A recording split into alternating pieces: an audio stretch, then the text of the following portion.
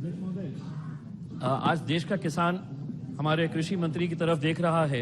Russia और Ukraine से पिछले साल 2 मिलियन टन ऑफ एमोनिया आया। 10 से 12% फर्टिलाइजर जो है वो रशिया और यूक्रेन से आता है। इस साल जो है फर्टिलाइजर की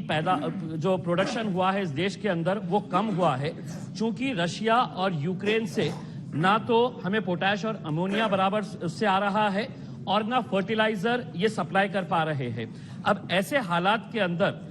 हम किसानों के जरिए आपसे ये पूछना चाहते हैं कि सरकार इस देश के किसानों को यह आश्वासन दे कि प्राइस कंट्रोल भी रहेगा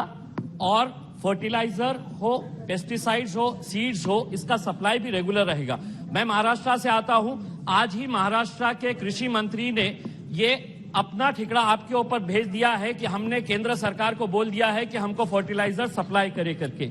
हम आपसे ये पूछना चाहते हैं। दूसरा एक अहम मुद्दा ये है सर कि कई सारी कंपनीज ने एक ऐसा कारोबार शुरू किया है किसानों के लिए कि अगर आपको एक फर्टिलाइजर का बैग लेना है तो दूसरा साथ में कोई एक प्रोडक्ट लेना पड़ता है और ये मैंडेटरी कर दिया गया है और बेचारे किसानों को मजबूरन ये लेना पड़ता है। तो इस ताल्लुक से कोई एक कानून लाए, हम ये माननीय अध्यक्ष जी,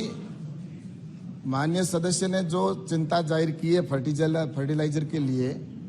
मैं निश्चित रूप से कह सकता हूं और प्रधानमंत्री माननीय नरेंद्र मोदी जी को मैं धन्यवाद देना चाहता हूं कि जब फर्टिलाइजर की और जिसमें डीएपी और यूरिया की रेट बढ़ रही थी और बढ़कर जो 1200 रुपए का बैग था और उसमें 600 रुपए की सब्सिडी थी, आज उस बैग की रेट लगभग 4000 के आसपास 4200 रुपए की है, लेकिन 2600 रुपए सब्सिडी देकर आज भी किसान को जो उस समय 1200 रुपए का बैग था, आज भी किसान को 1200 रुपए में बैग अवेलेबल करवाया जा रहा है। तो ये प्रधानमंत्री जी ने आज जितना एक बैग की जगह 3 बैग के बराबर तो 2 बैग के बराबर सब्सिडी दे रही है,